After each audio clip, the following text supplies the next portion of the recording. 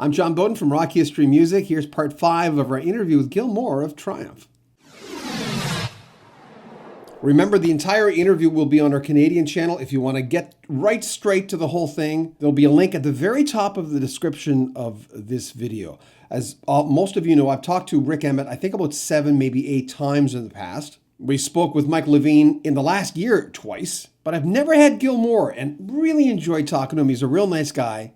Okay, before I let you go, we're doing a 20-part thing on the history of Canadian music, going through year by year. Every episode has 1 year, which will probably be 40 parts. But anyway, can you name me, for you, 3 defining Canadians that made a difference musically for you? Or you can use any stance on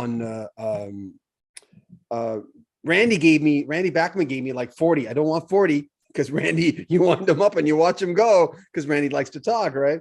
Do you have any people you'd like to mention? Yeah. Buzz Sherman, who passed away when he was 26. Buzz got me into my first professional band, even though it had a funny name, Sherman and Peabody. He pulled me up from the minor leagues, and I'll never forget him for that. I think Miles Goodwin, who's a very good buddy of mine, I just love his songwriting. And, I mean, being in the audience when I was younger and, listen to him wail on guitar and some of the songs that he's written, rock and roll. But Miles would tell you this, if you said, what's Gil Moore's favorite song? He'd say rock and roll is a vicious game. And he would be absolutely right in saying that. I think as far as another Canadian band, we have to be pretty thankful to the guys in Rush that, started across the border, because the hardest thing for a Canadian band is to make it south of the border. That's what I grew up, what it was all about, because so many bands just get blocked at that 49th parallel, can't get over there, can't get an audience in America. So they can only grow their audience in Canada. And Rush went across that border. They went into Texas, I'm going to say 6 months before us, maybe 9 months before, just a little bit before us. But they whetted the appetite for Texas music fans. And surprisingly enough, a lot of people don't know this, but Buzz Sherman and Moxie went across the border.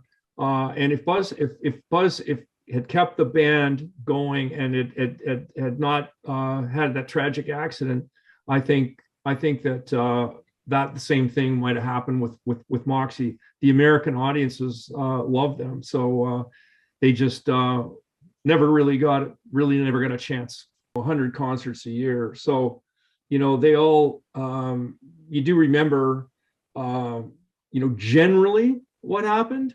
You don't remember sort of specifically. There's just too many of them.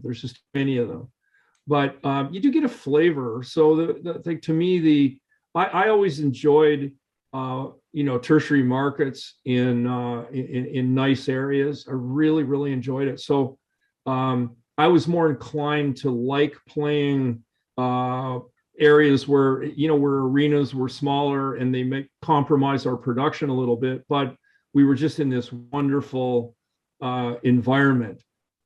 Because there's only so many Chicagos and New Yorks and LAs and Philadelphias and so on. And you go into those big markets or even the big, I'll call them rock markets, your Cleveland, your Detroit, those sorts of markets. And there's like a different energy level. So it takes more out of you. So if you're playing someplace like Michigan's a great example. Like if you go to play Detroit, and you're in Joe Louis Arena, and you feel like the media's on you, and there's radio interviews to do, and there's all this blah, blah, blah, blah. But if you go play Battle Creek, and you go play Grand Rapids, and you go play Kalamazoo, which we did, we played those like great arenas in all 3. Saginaw, great arena in Saginaw, and but everything's just a little smaller. There's one radio station, there's maybe one newspaper, there's less intensity in the trying to get the car in and out of the venue, just the number of people kind of hitting on you. And it's a little more relaxed.